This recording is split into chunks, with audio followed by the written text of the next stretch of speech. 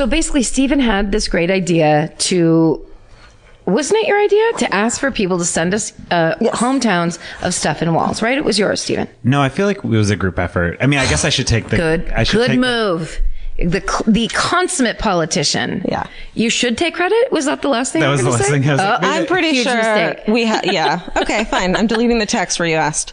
And we're all... And it never happened. It was a team effort. We need to start doing more team building. I would like to do trust falls at the end of this episode, please. Really, let's get into the circle of trust. Surround yourself by a... Listen. Okay, so wait, what happened? Oh, yeah. We don't know. Put stuff in walls. And we were like, why don't you everyone, do you have a weird story or photos? Tell us what you found in walls. Exactly. We're in love with that and it's our dream. And what was awesome is right after Stephen posted the episode the next day, it started immediately. Yeah. And somebody said, and I have one here, but there are so many good ones that I would like to just say this quickly.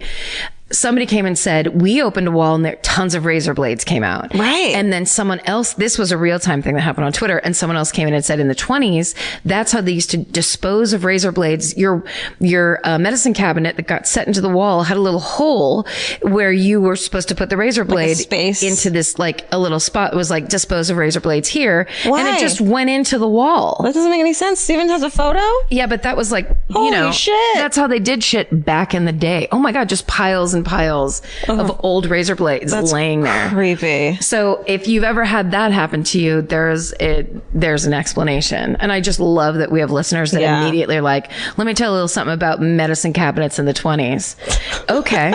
Fucking facts. I love pointless facts. We love them. So credit to Kim M. Thanks, Kim M. for educating us on that. So I didn't mean to that was a great one too, but that just kicked us off. And now Stephen, he's got some stories. Do you want me to go first? You go first. Okay. I'm all sitting up and ready. I know.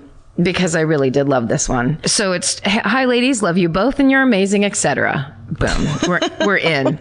Love you too for writing it that way. Right. My grandfather bought an old Victorian hotel in Ireland in the 1970s. Awesome. Attached is a picture of the hotel in its heyday. Let's see that picture. Yes. You can find these photos on Twitter and Instagram. It looks amazing.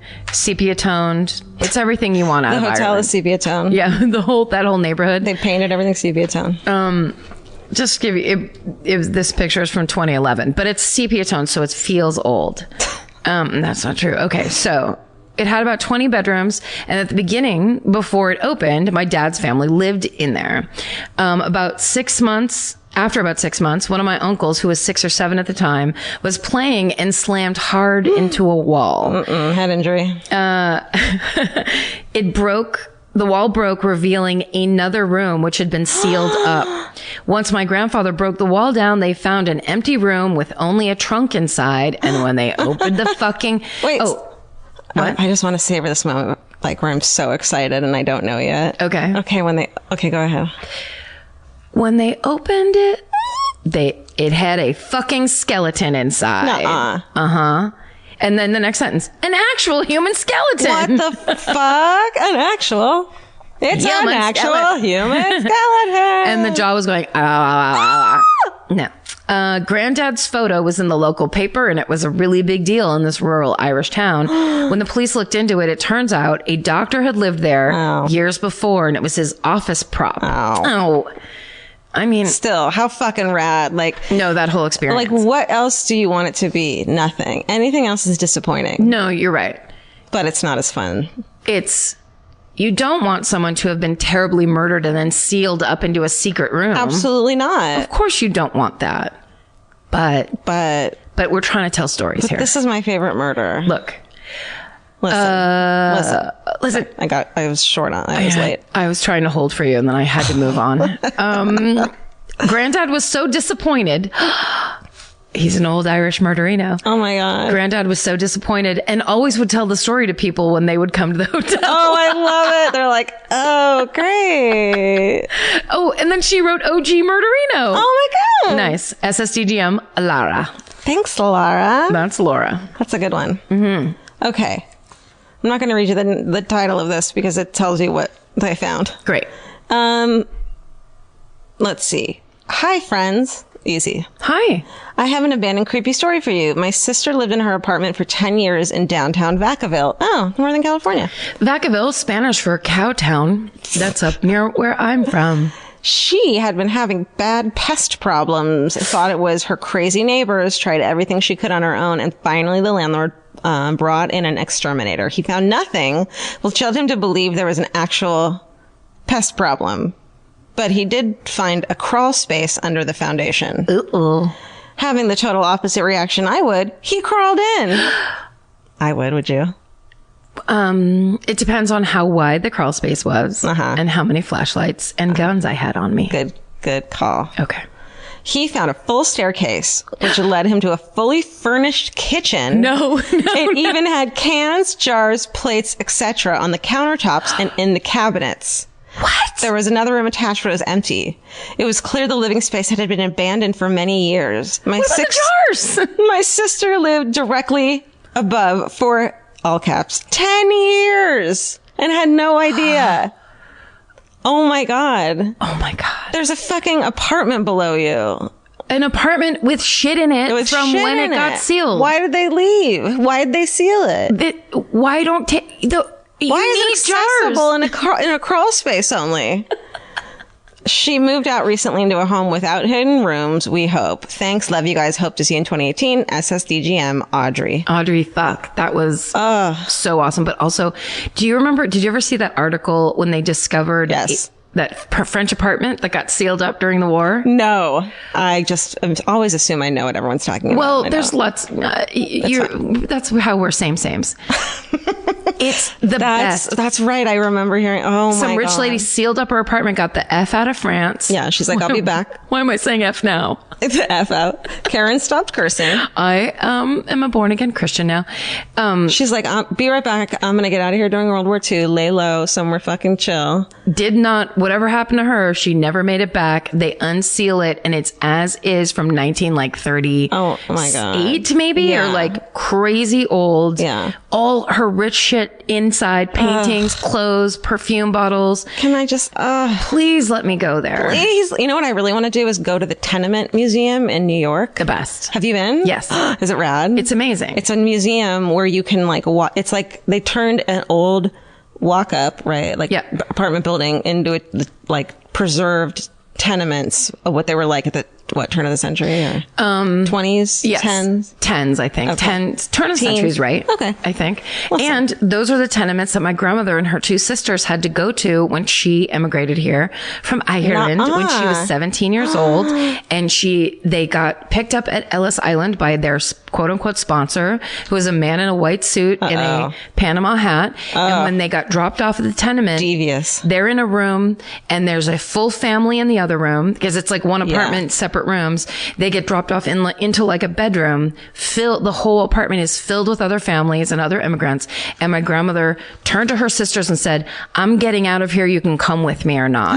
And the next day they took a train to Chicago and then a train to San Francisco because they had always had a postcard at their house of what San Francisco looked like, and the streets were wide and clean. And she said that's why she went to San Francisco. That's adorable. Isn't that amazing? And she was the middle sister, but she was like, coming with me? I'm out. We're not doing the plan.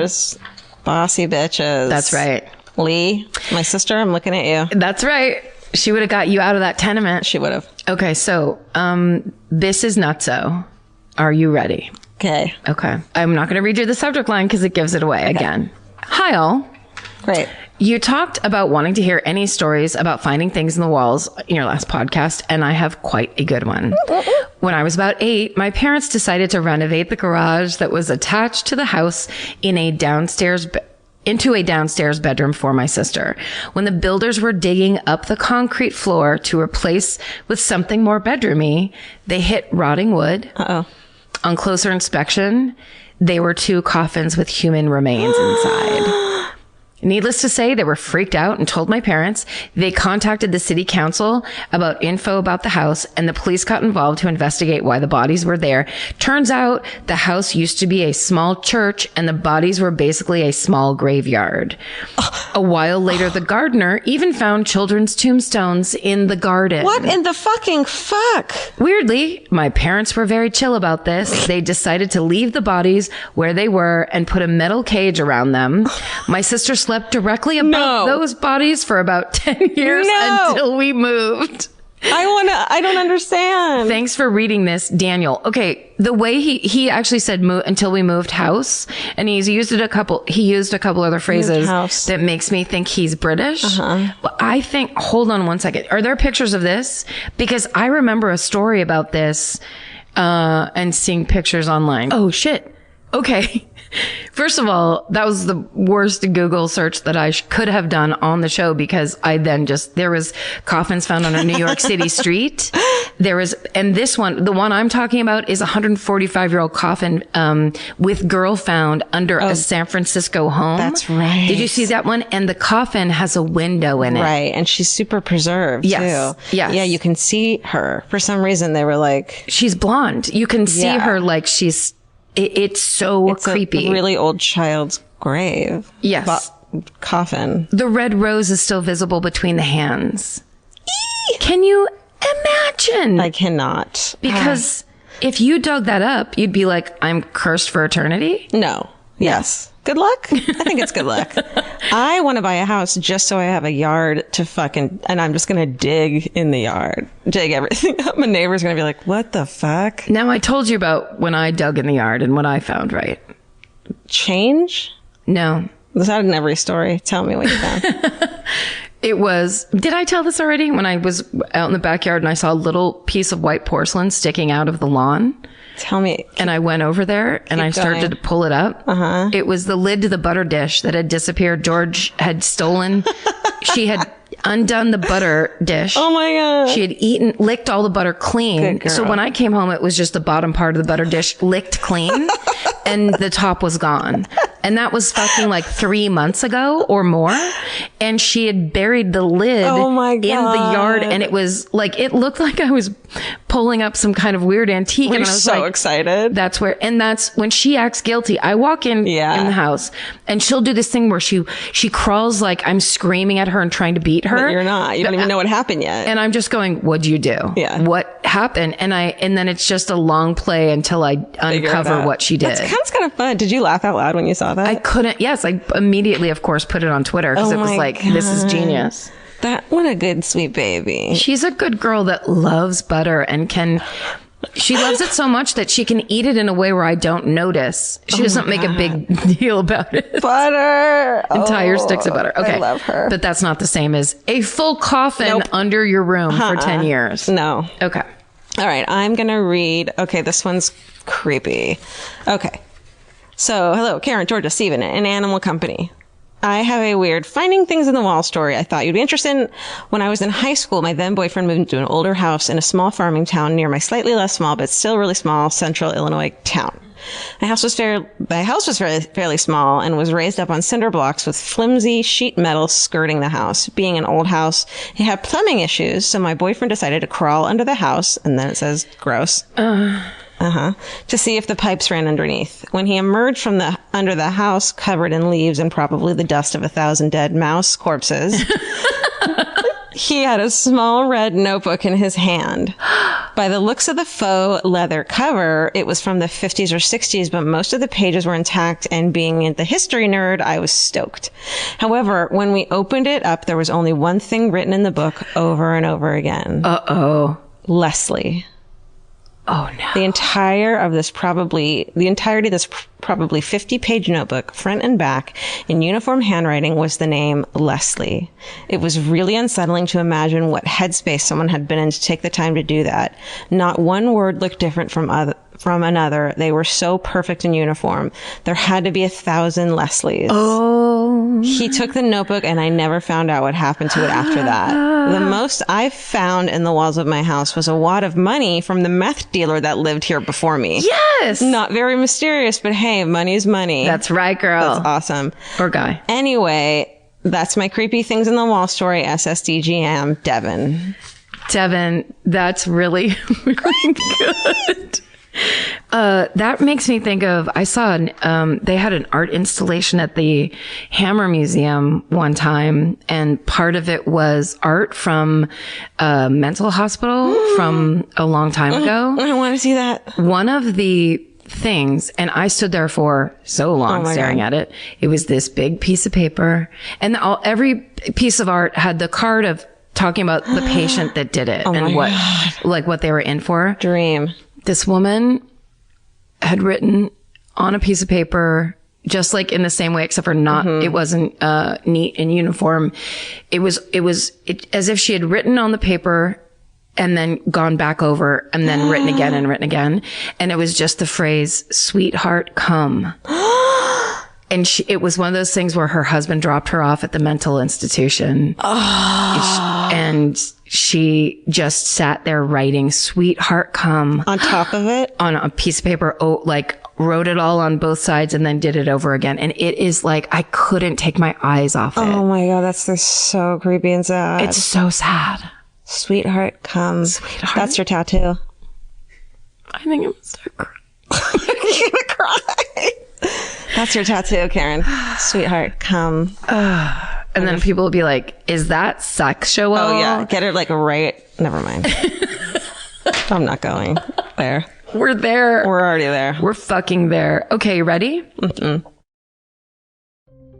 Support for today's show comes from HelloFresh. HelloFresh makes conquering the kitchen a reality with deliciously simple recipes and fresh, pre-measured ingredients delivered to your door. All meals come together in 30 minutes max, call for less than 2 pots and pans, and require minimal cleanup. Plus, with 3 plans to choose from, including classic, veggie, and family, there's something for everyone. So get out of that recipe rut and start cooking outside your comfort zone. This week, I'm making the hot honey chicken with barbecue roasted potatoes and buttery broccoli, and the melty Monterey Jack burgers with onion jam, garlic mayo, and crispy breaded zucchini, and I'm super excited about it. For $80 off your first month of HelloFresh, go to HelloFresh.com/murder80 and enter the code MURDER80. That's HelloFresh.com/murder80. Enter code MURDER80 for $20 off your first 4 boxes. Goodbye.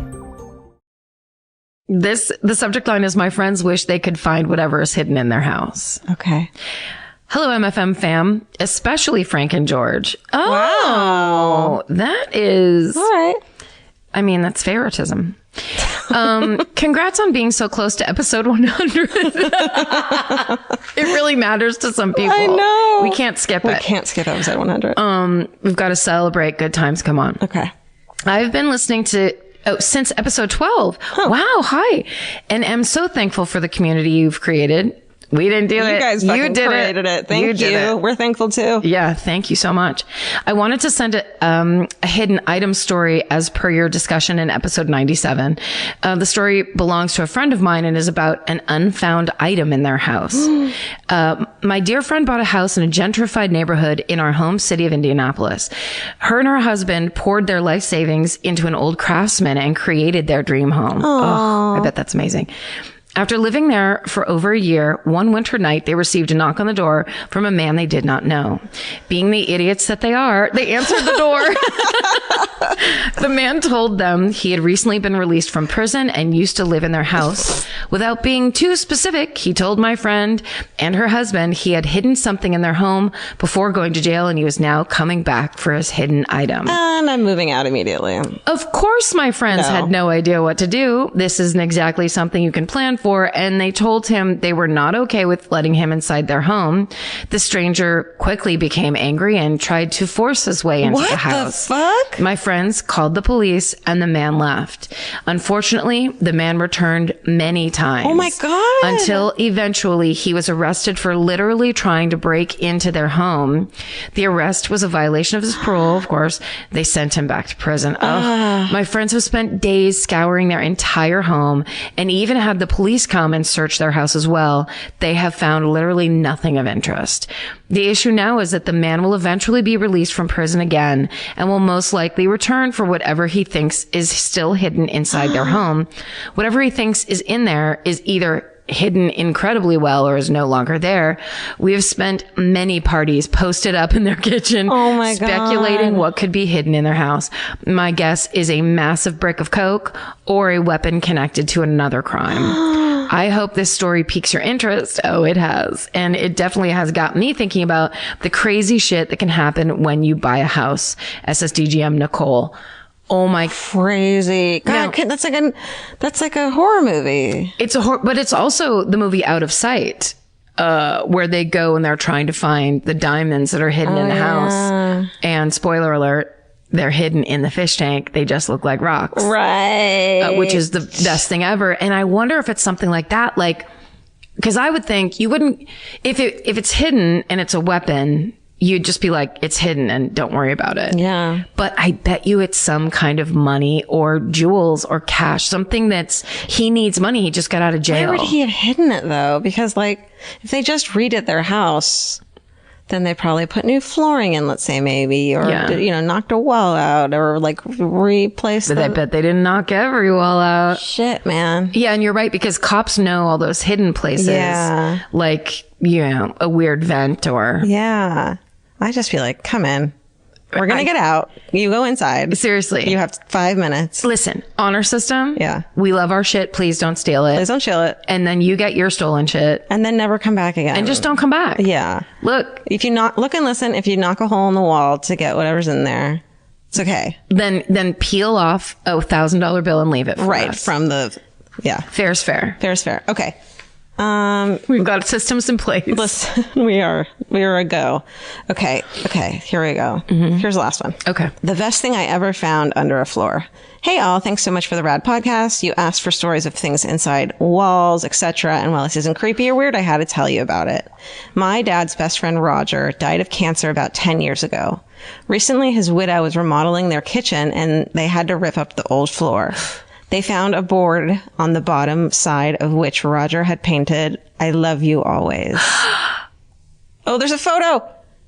No. Let me see. I can't see that far away. Oh my God. No. It's just the kind of man he was. The most selfless and caring person you could ever meet. Needless to say, I love you. It says I love you always. There's a photo on our Instagram and Twitter. Needless to say, it was a super emotional when they found it. It still makes me tear up to see the photo. I've attached a picture for you. Can't wait to see you in Columbus. Lindsay in Indiana. Oh my God, I'm totally crying. You're crying. Well, that's so fun. That's a good one to end it on. If you guys have them, man, we'll keep them in if they're good. That's the best. Yeah. A delay. I have to say, I'm not going to lose my shit, but I have to say that I have a junk drawer, and I was telling you earlier how I cleaned it out this morning, but the first time I cleaned it out, not the first time, but one time I cleaned it out and I found a card from my mom because she was big into sending cards and she would do it all the time. And it was like not that big of a deal. Yeah. But I found this one in this drawer and it was like, she was being very self-reflective and it is the loveliest fucking card. And it's just all about, I can't tell you how much you and your sister mean to me. And it's this whole thing that It's like new again. It's like getting a because letter from your mom. When I got it was like 1994 or something. And I was like, yeah, I'll talk to you later. Yeah.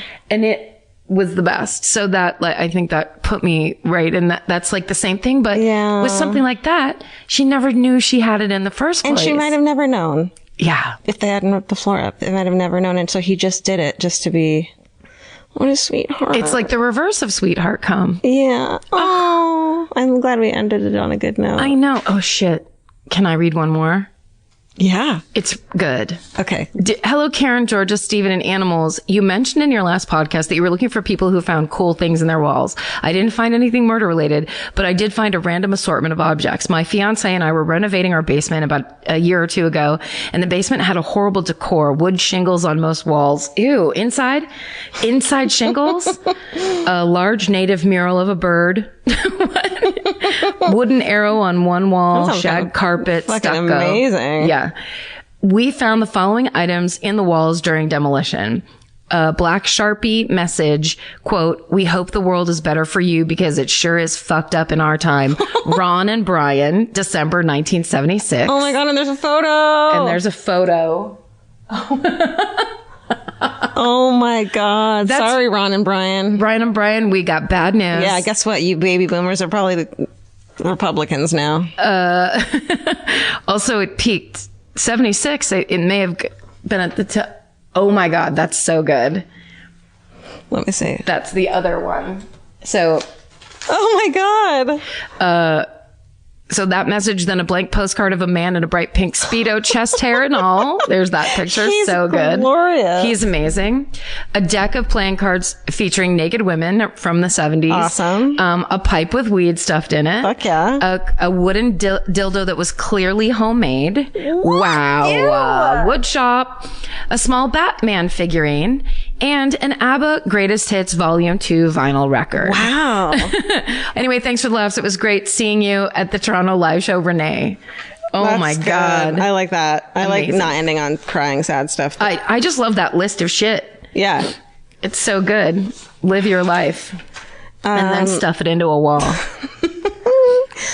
I remember when I was little, and we were latchkey kids, and one of my neighbors was like, we're painting the kitchen tomorrow. So my mom said I can draw on the wall if I want. Come over, let's do it. And we all fucking did it.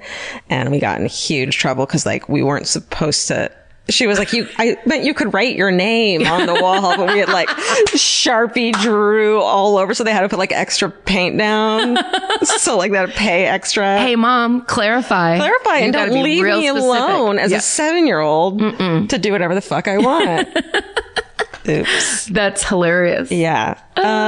Thanks for listening. Send your hometown murder stories and your in the wall stories and fucking whatever to myfavoritemurder@gmail.com. Yeah, we want to hear. Yeah. We want to hear about you. Thanks, guys. And in the meantime, stay sexy. And don't get murdered. Bye. Bye. Elvis. Is Elvis going to leave this podcast? I don't know. Don't do it. Elvis. Oh, hi, guys. I didn't ask you. You want a cookie?